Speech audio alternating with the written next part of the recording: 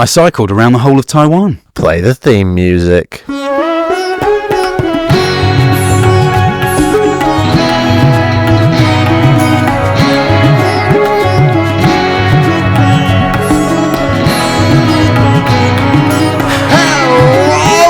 welcome to this episode of Tripology. I'm Alon, and I'm here with the ever-fermenting Adam. Fermenting, pickled. Mate, I'm in Korea at the moment, and I'm eating everything in sight. Yeah, you've always been a fan of fermenting food. I know it, cause when we used to work together on a farm in Samanam, I used to open the fridge, and I was met with such an effervescent wall of... It was a scent that can only be described as the congealing of the gaseous extrusions of kimchi and sauerkraut. So potent was your stocking of that fridge, so potent was all the fermenting foods that you filled it with, that, I mean, a lot of the animals underwent serious changes in personality as a result. So I know you've always been a fan of fermenting foods. How was the food in Korea? It's very good. Although, do you know what? To be completely honest with you, up until today, maybe yesterday, I would have said, look, I've had some great food since I arrived. I've been here about 12, 13 days now. Although I'm struggling to understand why it's revered around the world, why lots of people choose it as their favourite cuisine. However, I have had 2 meals in the last 24 hours that might be 2 of the best meals I've ever had in my entire life. So now that I'm outside of Seoul, took me a while to get outside of Seoul. It's a great city. I liked being there. It was very easy to stay. But now I'm in a slightly smaller city of Jeonju, and I've had a few meals, mate, that have really put Korean food up there in my estimations as one of the greatest in the world. So hopefully that continues. I had forgotten about the kimchi thing at the farm, and do you know that almost on a monthly basis, the people that run the farm used to buy pots of kimchi for me long after I'd left the farm, and then I would go up periodically to see them, and they'd be like, oh, Adam, by the way, look in the fridge, we got you some more kimchi. And they were buying them in enormous quantities, way too much for one person. Yeah, I did know that because it was just one of the ways in which I knew that they preferred you to me. Because you were always stocked with that kimchi. I like it. I like that you're in Korea. With Tripology, we're doing all sorts of crazy stuff all the time. We're moving around at such a breakneck pace. The audience can barely keep track of us. But it is important that we keep everyone up to date. Because God knows where I am right now, apart from the fact that I'm in a sort of cavernous apartment. The last time the audience heard from me, I was moving around Turkey, talking about Armenia. It's all crazy. But you completed this cycle trip around Taiwan, and I really want to hear about the rest of that, because that's kind of the last I talked to you, the last I heard from you properly, you were on a little penny farthing throwing yourself off of mud puddles and having a whale of a time. So tell me the rest of it. Would you believe, it's been, just for the listener, it's been a good few weeks since we had a chat, a real catch up. My injuries still haven't healed, so that, goes some way to show that all of the public baths that I've been having, all of the massages, all of the moisturising, all of the antibiotics, I still can't sleep at night, mate. I'm bruised. I'm battered and bruised. Describe the state of your injuries as they currently are, because I want to imagine them in visceral detail. So my left leg, right at the top, sort of my left hip, feels very sore, very tender, and I can't sleep on that side. And then my elbow, especially if I knock it, your funny bone right on the end of your elbow, that hurts a lot. And then there's also a scab that's not completely healed. But apart from that, it's okay. However, it must have been a month now since the accident, 3 weeks or a month, and I can still feel it every now and again. The moment I think it's getting better, it doesn't. That's interesting. I have a similar injury. What happened was I was on the top bunk of a lovely hostel, and I received... The top bunk? Was there a woman up there? No. Well, this is the thing, Adam. No, there wasn't. I lost a game of rock, paper, scissors again to my friend. I ended up on the top bunk, and I received... the absence of a woman, I received what I thought to be a flirtatious text message down, and my phone was on charge down on the ground, and I leapt off the bunk with such enthusiasm that I ended up skinning my knee on the side of the bunk bed. Oh no! Yeah. Oh no, that's awful. And then what was the text message about? It didn't barely flirtatious at all. In the end, it was just like someone asking me if I was sort of free for a coffee. So my leg was positively shredded. So the lesson of the story is, I mean, if you're building a hostel, put a charger up by the bunk bed, and if you're in it a man who's interested in receiving flirtatious messages, you should always do so with decorum and calm. Yeah, maybe just sleep on the bottom bunk just in case, you never know. But this cycle ride, mate, it was a mammoth task. I mean, 1,000 kilometers. It's always easier on paper, isn't it? When you read it on paper and you say, oh, it's sort of 960, 1,000 kilometres over the course of, you can do it in 10 days if you're a better cyclist than I am, but it sounds feasible because you can calculate that it's possible. But that doesn't mean that when you've spent 10 hours on a bike in the pissing rain and wind, that you're going to be enjoying yourself. You can't take into account the emotional challenge of a physical thing like that, can you? No, I don't know what I was thinking, to be honest. I just fancied it. And it was nice to be back on the bike. Went to Giant, the manufacturer, got myself a little road bike, went to Decathlon and got myself some padded shorts. Very, very important. I think what will be really good is if I do some tips, you know, maybe on our website, tripologypodcast.com, I'll just write some things that I would advise if anyone else wants to tackle it. But I did the anti-clockwise route around the entire island, and I think I hit about 13 or 14 different cities. Wow. It was incredible. Yeah, it was amazing. I mean, anyone who knows anything about the geography of Taiwan will know that it's roughly an oval shape, fair to say. Okay. With Taipei being at the very top. Okay, and what was your route through the oval? Around the outside, pretty much. Oh, you circumnavigated the oval. That is the Huandao. Huandao means circle the island.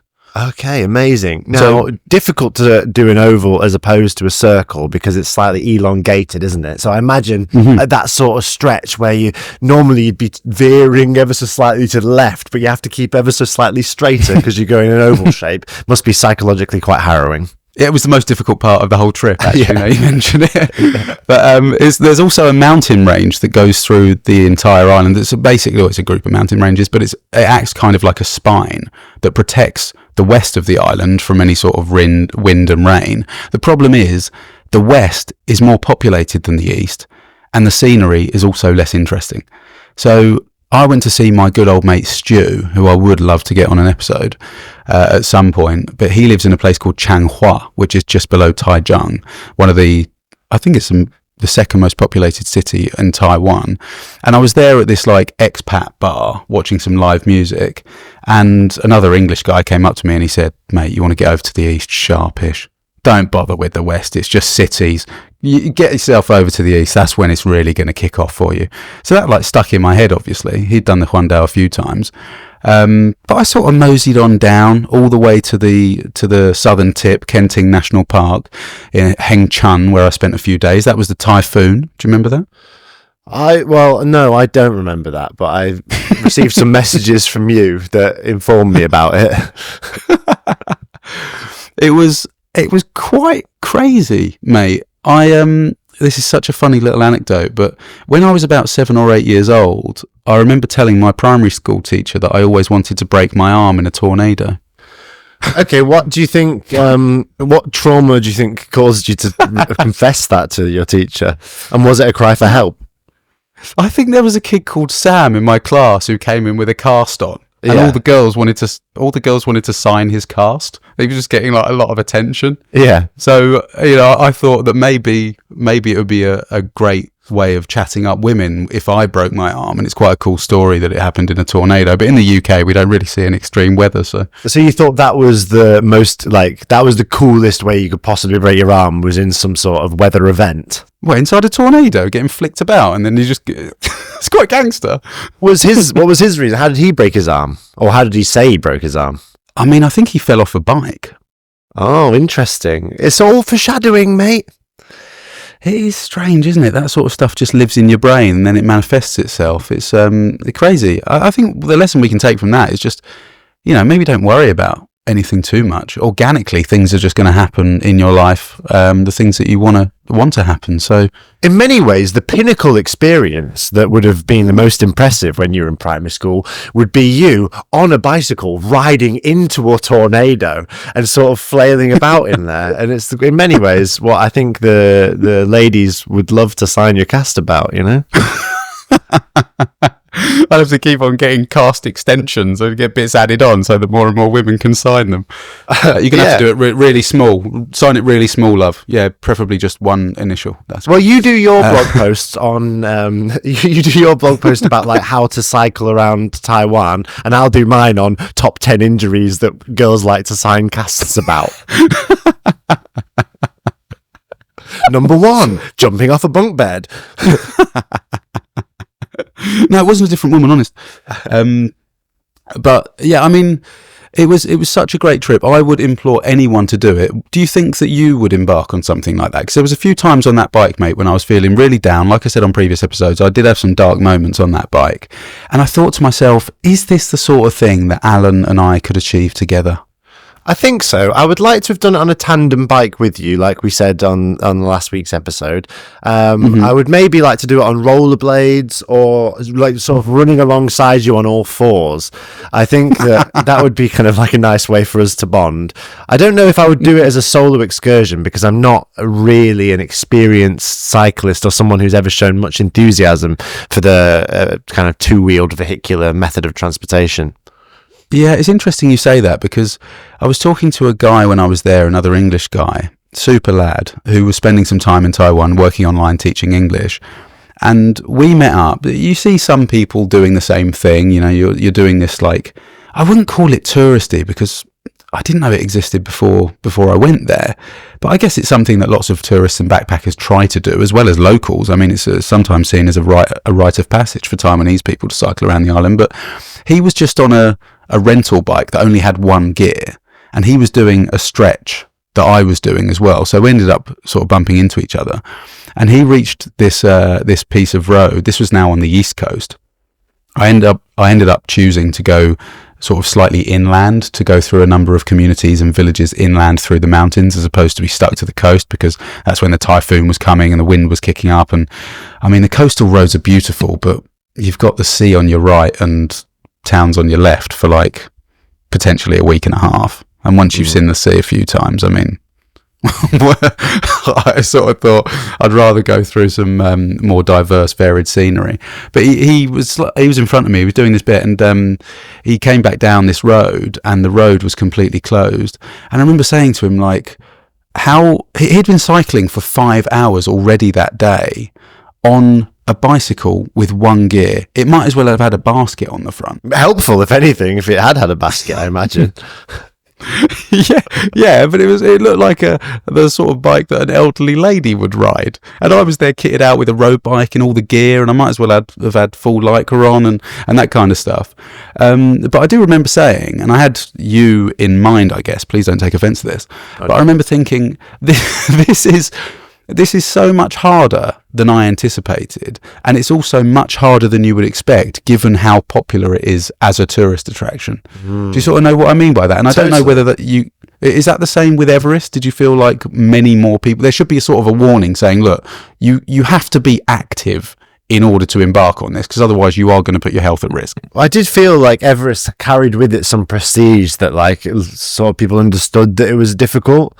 But I wanted to say that to you because you've really done something. I see a lot more people doing cycle excursions now. Like you come across travelers who are like, oh, I'm headed, I'm trying to get from Glasgow to Johannesburg on a bike and stuff, and I think it's becoming more popular. But it's also, for a lot of people, they're not travelers, but they're doing their grand adventure, and they use the bike as the medium to do that. And I think that's becoming kind of a popular travel thing. Instead of investing 5 years, 6 years into travel, they're just like going on one. I'm selling all my possessions. I'm doing 1 year on the bike and that sort of thing. And I think your excursion around Taiwan will resonate with people in that way. Like, a lot of people just want one big adventure. Would you recommend Taiwan for that? I was thinking on the bike, because of all of the emotional things I was feeling, like I said, I went through the motions a little bit and maybe shed a tear or two, but I also had some magical moments that some of the best that I've ever experienced in my life. And when you do spend 8 to 10 hours on a bike and you are on your own and you've only got the wind to be angry at and you're depleted of energy resources, and then you go over a hill that you've been cycling up for an hour and a half and you see this beautiful sunset over a mountain range, it just puts a massive smile on your face. So even for those tiny moments, I would actually say that anyone who's interested in travel or bike packing or anything, Taiwan should be right at the top of the list. And I hope you do it one day as well. Well, do you know what? You're one of the few people on planet Earth who can give me a recommendation, and I think, my goodness, I'm going to do that. And like you, I'm going to be angry at the wind when I do it. I'm going to go, oh, you've promised that you would break my arm and give me a cast, you absolute bastard of a typhoon.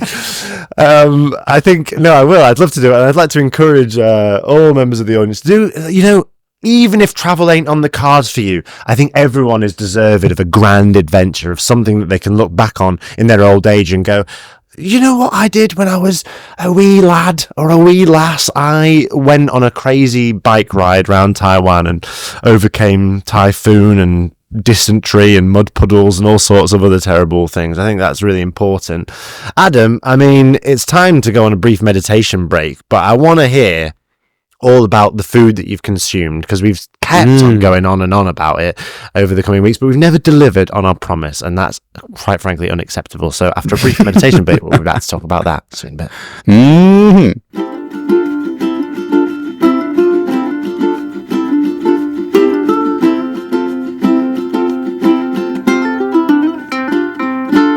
Like a potent bit of wind whisking up a body into the air and snapping one of its limbs. Imagine, let your conscious mind return into your brain. And, we're talking about your trip in Taiwan, we're talking about cycling, and we're talking about one of your favourite components of travel, which is munching down on the old caloric intake. Yeah, it was Taiwan, known as a foodie's paradise, of course. Heavily influenced by Chinese food, as it would be. But I didn't really know what to expect. You've got to remember, this was sort of coming after India as well, where I'd had a wonderful time eating and drinking, but was also suffering from the old gastrointestinal issues. Okay, so there's some roadblocks. Yeah. Well, I just didn't want to indulge fully unless there was some way in which I could rectify any issues, and then make sure that I could just enjoy myself as if I was there fresh as a daisy, shall we say. Okay, well, there's only one way we can possibly begin to talk about Taiwanese food, and that's with the most popular item on the show. It's rice for breakfast. Rice for breakfast? You can't have rice for breakfast. Okay, mate, rice for breakfast this week it's going to be difficult, actually, to only talk about one or two things. I will, in a few minutes, we'll talk about one meal that I had in particular, because it is something I'm going to remember forever. But I just wanted to say at the top of this rice for breakfast, the Taiwan special, that I reckon in Taiwan, in my nearly 4 weeks there, I had many different foods. And some of them we see in the West, we see in Europe, and some of them are inherently Chinese. But the dishes themselves were the best ever version of that dish I have ever had. And I just think that's extraordinary. I wonder whether that would happen in any other country. Yeah, okay, interesting. I want to hear all about it. The best omelette I've ever had was in Taiwan. Okay, the nice. best, and I've lived in France. We learned on last week's episode that Taiwan was home of the world's first cat cafe. Was this omelette so good because it was you were covered in felines while you were consuming it? No, I mean, context is everything, and if there'd been a cat anywhere near that omelette, I'm sure it wouldn't have featured at the top of my list. Okay, well, tell me, why was the omelette so good? Was it my kind of omelette, or was it your kind of omelette? I ask, of course, because I want to know if the omelette was cooked or not. Yeah, well, no, hang on. Both of our omelettes are sort of moist, are wet, aren't they? But you prefer your yolk and white to be sort of, they're kind of marbled, aren't they? It's fair to Runny, your omelette, I think. Yeah, well, I like to cook my omelette with a lot of butter, but leave it wet, so it's not fully cooked. I mean, I've seen some people do scrambled eggs in the microwave until it turns out to be little bits of fluff, dry fluff. I mean, You're the creator of the world's first drinkable omelette. it's like a risotto. You're supposed to slide it off the plate. Oh, yeah. No, it was pretty thick. It was more like an egg, sort of a dense egg cake sort of shape, if you like. You could cut slices off of it, but the middle was great. I've got no idea how many eggs this lady used, but I stayed at a shipping container farm stay where 4 or 5 shipping containers out in the middle of bloody nowhere in the forest next to a hot spring had been converted into single rooms, and this was the breakfast. It was the free included breakfast. So, amazing. yeah. If you had to guess how many eggs you used, what would your ballpark be? 24. Wow, that's an eggy Yeah. omelette, man. That's dense. Yeah. 2 full packs. And there were some other people that were staying. two dozen, obviously. There were some other people that were staying there, some Taiwanese people, or Chinese, and they were younger than us. They were sort of in their early 20s. I knew they were there because I saw them arrive the night before. And then the morning after, I sat down for the free breakfast that was served at about 7:30, and I could see them milling around. I had way too much to eat. I mean, I had more than my fair share of the breakfast that was on offer. And then I went back, had a shower and that sort of stuff, got my stuff ready, and then loaded the bike up. And then when I came back down on my bike and waved everyone goodbye, there was still all of the breakfast that I had left still there, even though there was another 8 people staying at the property. And I said to the lady, "Oh, why is that all still there?" And she said, "They don't want to eat grandma traditional sort of Taiwanese food. They asked if I had any burgers or chips, but..." You were furious, weren't you? Yeah. Do they even know how good it is? Do they know that's the best omelette I've ever had? And they're turning it down. So she said, "If you want, you can take a load of it in a doggy bag." And I was like, bloody too right, I will. So loaded the bike up and yeah, there we If were. only you'd had a basket on the front of your bike.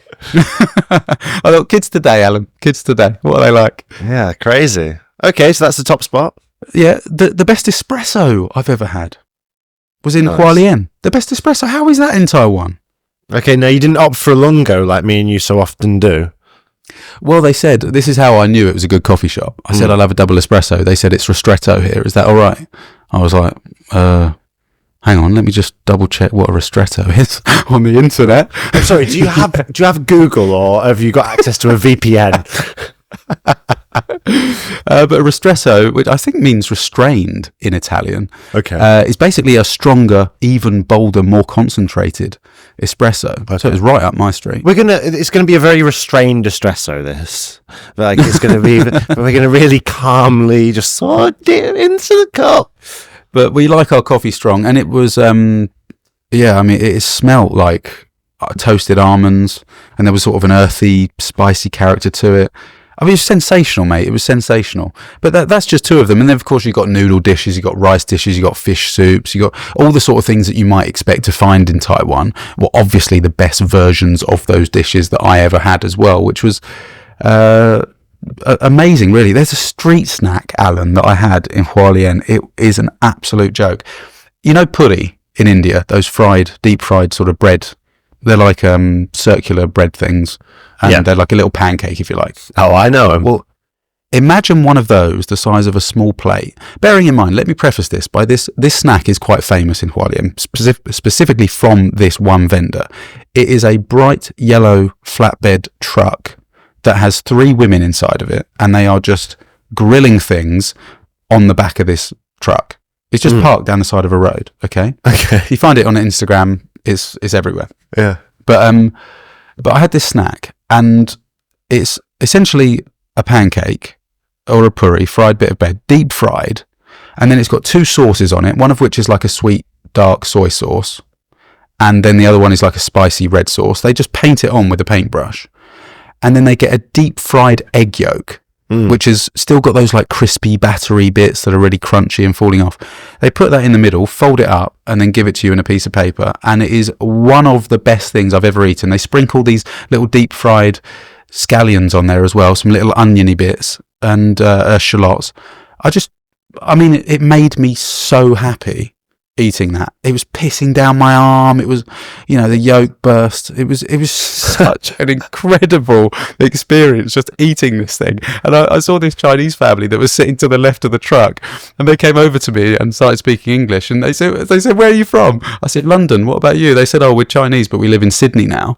He said, "What do you think of these?" I said, "Yeah, they're bloody brilliant." He said, "We just had 3 in a row, and we're just about to have our 4th." I said, "Oh, what, you share?" He said, "No, each." I thought, God, it's absolutely incredible, mate. You got to go. If you're interested in food, get over to Taiwan, because it's really extraordinary. I'm interested. I like the way you described it, that yolk bursting, quite visceral, quite beautiful. I think people will need to see a picture of that. If we head over to tropologypodcast.com and go into the blog section, Rice for Breakfast blog, I imagine, Adam, that there'll be a kind of 5 must-try foods in Taiwan where people can learn a little bit more about that dish. Yeah, there's going to have to, it'll be difficult to keep it shorter than about 20, but I'll do my best. Yeah. And I don't want to put too much work on your plate, Adam. I don't want to sort of say things on the podcast that lead to you having... But I would like a little sort of biography about each of the 3 women that were grilling on the back of that flatbed truck as well. So if we could maybe sort of an interview with each of them. Like, how did you get into this field? I think that would be of interest. You haven't got to ask me twice to go back to that street food stall, my goodness. Yeah. But what I was leading up to this whole time, mate, for this section, the rice for breakfast, was because there was one meal that I had that made me more happy than any. And it really was having rice for breakfast. Oh my God. It's Inception. It's nominative determinism. It's beautiful. Tell me about it. It was a full circle moment. I was looking at my arm thinking, hang on, is there a tornado coming? Yeah. It's all too good to be true. But all there was the egg yolk from a previously consumed meal. I was in this city called Tainan, down in the southwest. It's a really cool city. There's a few things to do. Although, maybe it's important to mention for anyone who is thinking of cycling around any country, the trip often becomes more about you cycling around it than it does about visiting the individual cities that you might stop off at. Because I'm sure there are lots of tourists going to these cities and these stops that I was at, and they were seeing or exploring far more of that town or place than I was. Because I'd just cycled for 8 hours, and all I wanted to do was just go to sleep. I understand that, yeah. Maybe an important observation, but this breakfast, mate, the place open is on a little, it's just so unassuming, Alan. It's just a couple of chairs by the side of the road, mate. Love it. And it's on a corner. I walked past it 3 times when I was looking at Google Maps. I just didn't even know it was do you know what I mean? Like, it's just some people sitting by the side of the road. And it opens at 5:30 in the morning. I'll put the details on the website and in the episode if people are interested. Please contact me about this, because honestly, it's life-changing. I went there and had breakfast. I was so worried that I wouldn't get in, but luckily it was there was enough space for me on my own.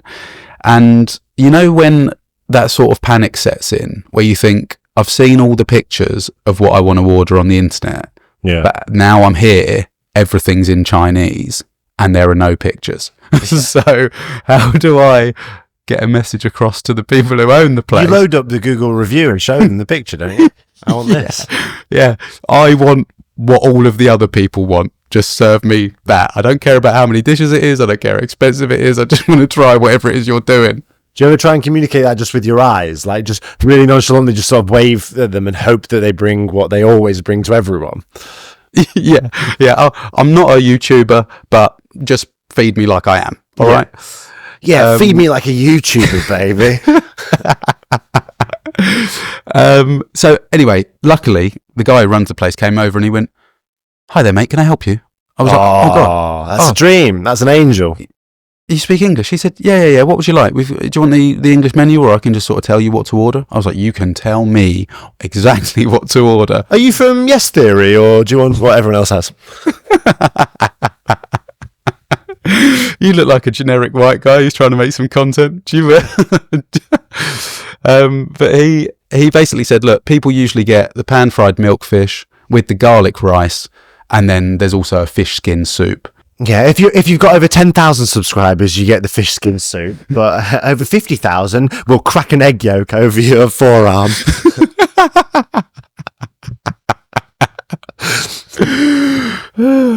Yeah, that kind of thing. But I said, yeah, great. I'll have it all. That's fantastic. So these 3 bowls appeared, and the garlic rice, Alan, I'm not joking. I wouldn't necessarily say that everyone should eat garlic for breakfast. Okay, I get it. In the West, that would be social suicide. Yeah, it would. If I can see where you want to dive in, I can see it. Yeah. Well, how am I going to kiss anyone, Adam, if I've had garlic for breakfast? There's not even something you think about, mate, when you're eating this garlic rice. It is so good. Okay, so it's highly estrogenic then. You stop thinking about kissing in general. It becomes so much more than any kiss you've ever had. I was eating this rice thinking, the more I eat, the less I have, which is a problem because I want it to be never ending. Yeah. And that wasn't even the best part of the meal. And the guy who took my order, who I initially couldn't stop thinking about kissing, now I had no interest in kissing him whatsoever. Onto the pan-fried milkfish. So it's basically been, can you say spatchcocked nowadays? Is that all right? Like you can, but we do need to put a disclaimer in the description. We are sorry for saying it, but it was indeed spatchcocked. Yeah, I'll mark the post as explicit. But yeah, it was butterflied and then fried. I can't get across how perfect the frying of the fish was. I'm not a chef, I know that, but I was thinking to myself when I ate it, it's crispy, it's a little bit oily, but nowhere near greasy. It's really crunchy. The fish inside is only just cooked. If this goes like a little bit further the wrong way, it's too much, but it was absolutely bang on. I could not fault it at all. And then with that, the fish skin soup, which was like a consomme, like a very clear soup. It was incredibly pure and subtle with these lovely... Have you had a roll mop before? Of course you have, you're Polish. I've had a couple of roll mops, yeah. Yeah, you know the way they they spiral, don't they? And they're lovely and shiny, they glisten. Oh, I know. It was like that, the way they would just sort of roll in the soup and add little bits of onion and stuff. Honestly, mate, I've never ever been happier. Every single dish, I just thought to myself, I actually want this meal to go on for the rest of my life. Amazing. You were willing a sort of Faustian bargain of an eternity spent munching on a glistening roll mop and a spatchcocked fish. But because it's everything, isn't it? It's also super early. I'm just sitting on a tiny little stool by the side of the road. There's a little bit of traffic because it's so early. People are milling, and it's where I feel most comfortable. I think, in all honesty, when I'm travelling, that's when I'm happiest, is when I'm just sitting there with some really good food for an hour or so, just watching the world go by. I think this is what it's all about. It really is. And it's where I feel most comfortable hearing it on Tripology Podcast. That was my favourite rice for breakfast ever, actually, Adam. So thank you so much for sharing it. Partly for me, it was it's been teased for a few weeks. I've known you've been in Taiwan. The fans are always messaging me, Alan, would you shut the F up so that Adam can do rice for breakfast? And now it kind of feels like a bit of a release that you've got to do it. I loved hearing about it, but... we do a Patreon section after the show. It's called the Lost and Found section.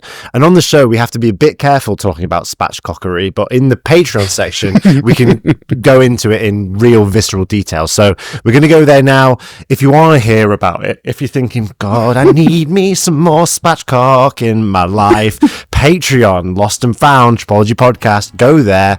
There's a link in the description. You can sign up. It only costs $1. $1? That's nothing. It's a bowl of rice. Yeah, it's less than the spatchcock fish from which the Patreon takes all of its content. So we're going to go there now. Next week, we're going to talk about me sojourning through Georgia and through Turkey with an old friend through the, what can only be described as the Fertile Crescent of Turkey. So enjoy that next week. More spatchcocking. No. Very little No? in the way of spatchcocking going on. Very little in the way of spatchcocking indeed. We'll see you all next week. We'll see you there. Bye.